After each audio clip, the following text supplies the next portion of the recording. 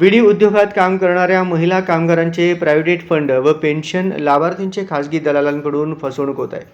म्हणून आपल्या विडी कंपनीतील कर्मचाऱ्यांना याबाबत सूचना द्या आणि महाराष्ट्र कामगार सेनेच्या वतीनं सर्व विडी शाखांमध्ये जनजागृती अभियान राबविणार असल्याची माहिती कारंपुरी महाराज यांनी प्रसिद्धी पत्रकात दिली आहे.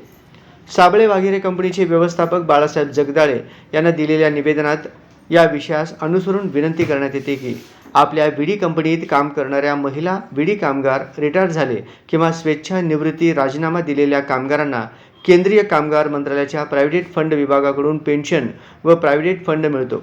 या कामगारांसाठी आपल्या कंपनीकडून नेमणूक केलेल्या प्रायव्हेट फंड सल्लागार काम पाहतात.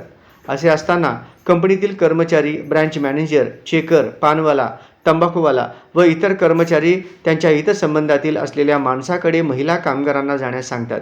यामुळे विडी कामगारांची आर्थिक लुबाडणूक होत आहे.